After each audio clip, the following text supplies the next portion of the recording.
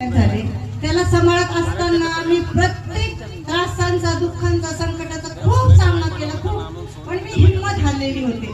मला काहीच कळत नव्हतं, काहीच समजत नव्हतं। आमच्या शेजारी प्रार्थना व्हायच्या, अक्षरशः मी खरंच सांगते, देव माझी साक्ष ऐकत आहे, मी कान बंद करून घ्यायची आराधना चालू होती तेव्हा, कारण मला राग यायचा, मला नव्हतं आवडत हे काही, कारण माझं जीवन असं होतं, खूप बंधनाने बांधलेली होते मी। मला अशी मोकळीता नव्हती, कोणाचं प्रेम नव्हतं, आई वाढली, वडील वाढले, मिस्टर नाही, अपंग मुलगा आहे आणि ते जीवन घेऊन मी स्वतः आजारी।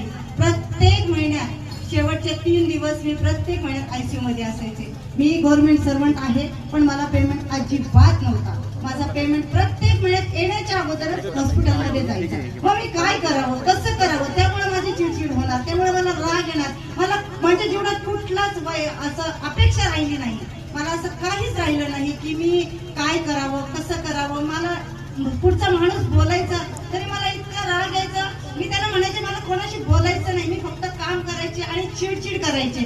देवाची आराधना स्तुती शेजारच्या घरामध्ये चालू असताना सुद्धा मी तिथं जात नव्हते, मला काहीच आवडत नव्हतं। पण एक दिवस जरी मी कोणाचं ऐकलं नाही तरी त्या देवाची माझ्यावर नजर होती, त्या देवाने मला पाहिलं आणि त्याला माझा कळवळा आला।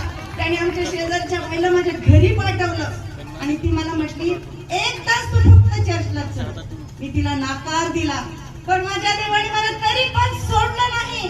दुसऱ्या दिवशी ती स्वतः रिक्षा घेऊन आली आणि तो शेवट दिवस होता माझा, कारण मी इतकी आजारी होते, माझा प्रत्येक शरीरावरचा अवयव इतका सुजलेला होता की माझा चेहरा सुद्धा भयानक झाला होता। मला बाहेर निघायची लाज वाटत होती, ड्युटीवर मी स्कार्फ बांधून जायचे आणि आई यायचे, पण देवाने मला त्या दिवशी पण सोडलं नाही। शुक्रवारच्या आशीर्वादाची प्रार्थनेमध्ये माझा देव मला घेऊन गेला, तिथं स्तुती आराधना चालू असताना माझ्यामधले सगळे बंधन तुटले येशूच्या नावात। त्या दिवशी मला मोकळीता मिळते आणि त्या दिवशी मला तिथं रंजना सिस्टर भेटल्या।